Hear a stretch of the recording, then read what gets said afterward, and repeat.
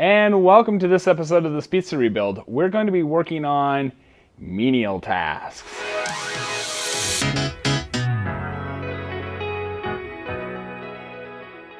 Off camera, I've been a little busy. So one of the things that this engine doesn't have that later Model T motors have is an electrical charging system.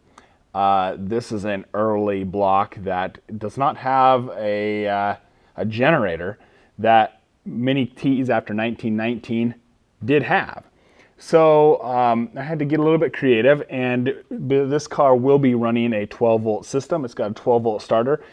And to make the wiring easy, I went ahead and I installed a GM single-wire 12-volt alternator with a low cut. So it should work really well for this application. But in order to do that, there's definitely some fabrication that was required. So I had to build a bracket, and I'm not really a big fan of drilling holes and like doing things to original components. So I try to adapt all the stuff that I have without doing any like major damage.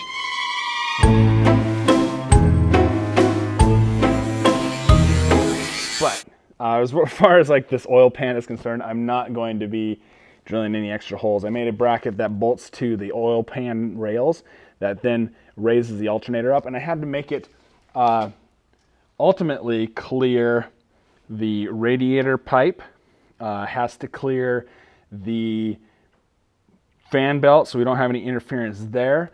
I also have the spark control that I've built here.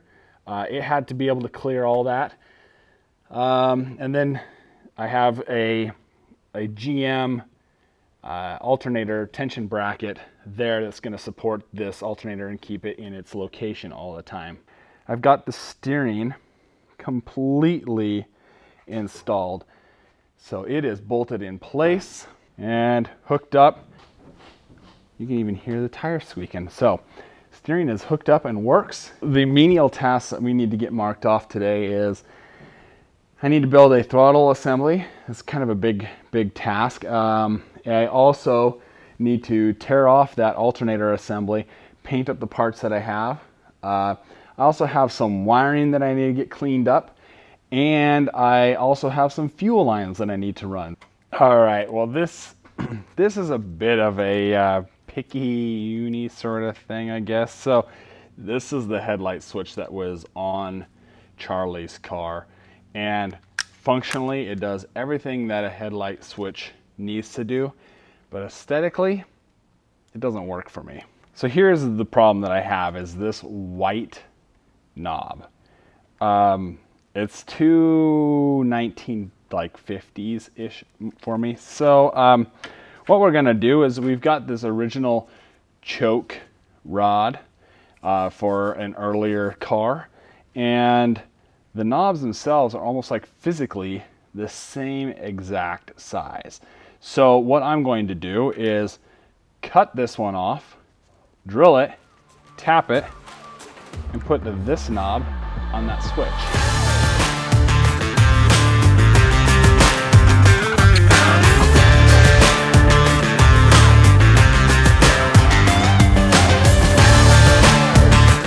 Oh. That, aesthetically speaking, that is beautiful.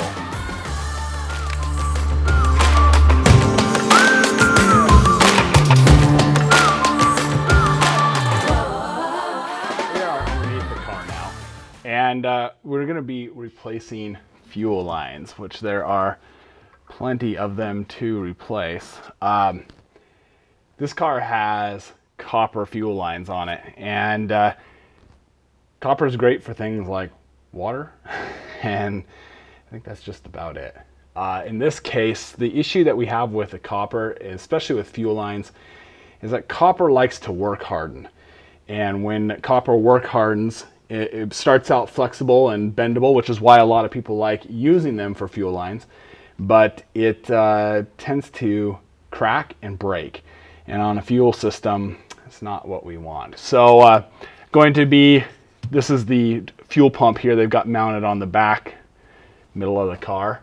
So I'll be pulling the main fuel line that runs from the fuel pump up to the carburetor completely out. It's attached at a few points to the frame, and I will be replacing it with steel lines, which I've got, and let's see what we can make of this.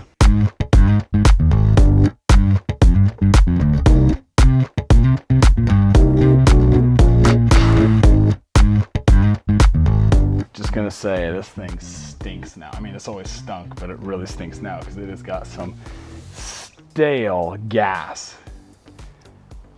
So on a normal T application, you can just go to your favorite Model T supply store, whomever that may be, and you can just buy a gas line kit. It comes with fuel line, fitting, packing, the whole 9 yards.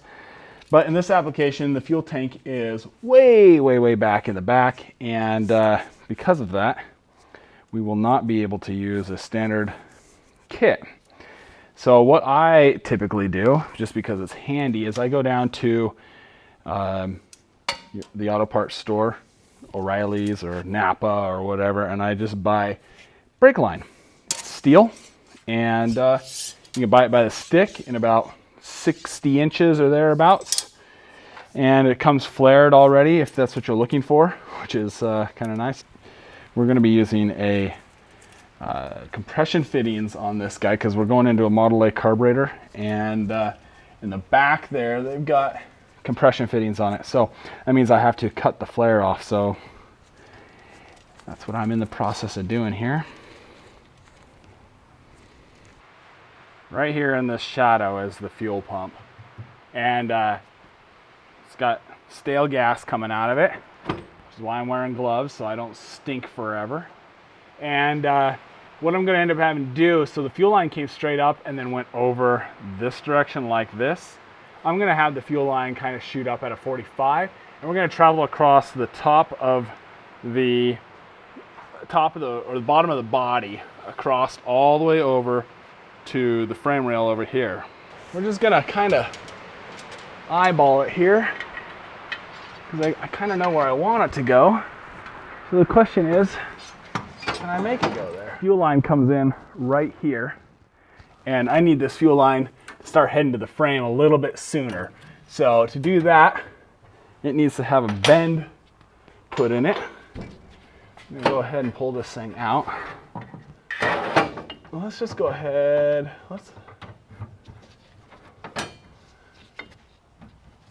I'm gonna just do a nice sweeping bend. There we go. Just like that. Beautiful. Okie dokie. Lachlan, my son, is in here with us. Lach, you want to wave? So I've got the fuel line now up to the carburetor, so I need to give it a bend. All right, at this point, everything just kind of starts going not well. Pretty much, I go into the carburetor linkage that I have set up. That turns out to be a total bust in every way possible. I'll explain that right now. So my idea is I will be using a speedometer cable inside of a steel tubing. So it's a tightly wound cable that can have some force exerted upon it. And I will be using the stock Model A like cup that attaches to this ball joint. And then it should be pretty straightforward. I will have to make some sort of bracket that attaches this line to the, to the engine somehow so it doesn't shake, rattle, and roll. On the other end, it too will be attached. I'm thinking I'm going to end up mounting it to one of these bolts here, so I'll have a long bracket that comes down, or maybe a bolt that comes, or a bracket that comes off of the water neck. But I then have a ball joint that attaches to this lever, so when I advance and retard the throttle, it pushes and pulls the cable, which will then push and pull the carburetor throttle plate. So there's that universal joint I plan on putting in there so that it can scribe an arc and not put like a bunch of stress on that cable. Then, the day just kind of gets away from me, and pretty much it just means that we're just going to have to start here. How's it going? It's a new day. and pretty much got all the little monotonous things taken care of. The fan and alternator bracket is all set up, good to go. Distributor timing is where it should be. Linkage is set up. I also got the carburetor and its throttle linkage set up. I ended up doing a bell crank because the cable idea, though it all fit and I could make it actuate and work, the issue came in taking that assembly out and how it supported. So what happened was I had brackets like hanging off the water inlet in order to bring the housing down far enough so it intersected the throttle lever. That bracket was too long. It wouldn't fit through the passageway that goes between the number 2 and number 3 cylinder. So long story short, you couldn't take the throttle linkage out of the car without totally untwisting it, and it just wasn't a sanitary situation. Most of the engine wiring hooked up. This is a factory harness that I've got sitting here that powers the lights. It does the alternator. It comes up to the terminal block, which is significantly cleaner than what they had before, which is just everything off the ignition switch. But that comes into this mess down here. Everybody is out of switch wiring at the moment. It's not uncommon though for these cars because often parts are done in batches. So they'll do up a bunch at a time and then there won't be any production on that particular part. So we're just right now in that cycle where there is no switch wiring. And give it a couple of months, I'll be able to order some and we can stick it in. Today, I'm going to button up the radiator and I think it means that it's time to start this. I just have to adjust the bands, which is a simple 5-10 minute job. Install the radiator, and Charlie and his wife Rose and a couple of the other, a few of Charlie's other friends are on their way over, and they wanted to be here for that when we fire it up for the first time. So knock on wood, this goes with no problems. But before they get here, I need to pick up my bench.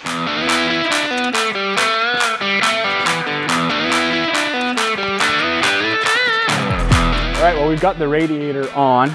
We've just checked the timing and it is all dead nuts, ready to start. Charlie is adding oil to the engine. And after he gets all 4 quarts in, we'll just do a dry start without any ignition. And then see what we get.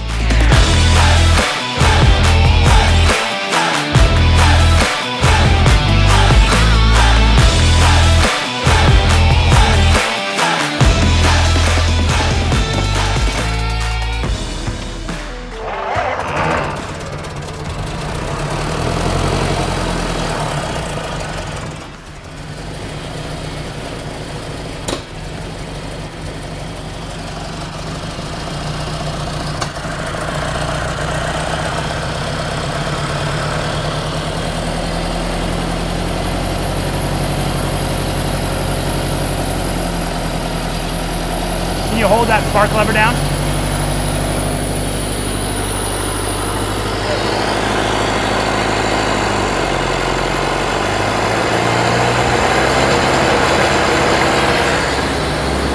Okay.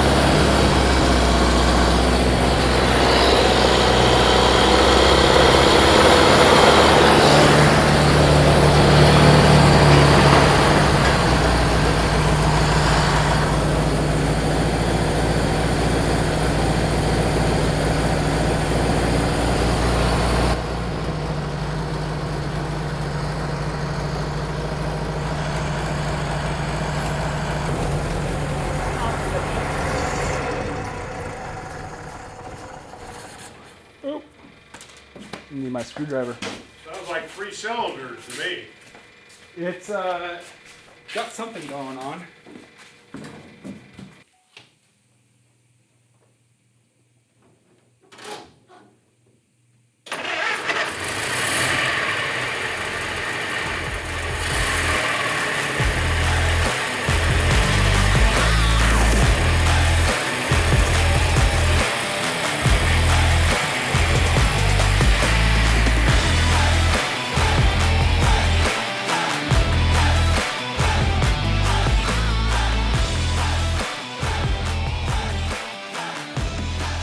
to, but I think that's a pretty big milestone. Glad Charlie was here to get the car, and we go for our first maiden voyage in the thing. Made it around the big block with no problems, and yeah, I got some little things I need to tighten up. I need to finish putting in the floorboards, so cutting the wood for that, and then it's, you know, get a good radiator on it. Right now I've just got a used radiator. Charlie ordered a new one and didn't realize that it was the wrong year, so had to send that back and get the correct year radiator for it. But you know, besides just little problems like gunk in the gas tank, get that flushed out, which we did. Carburetor's now running really good. Engine starts up, runs like a dream. Timing's been adjusted. I mean, it's just now just the little things,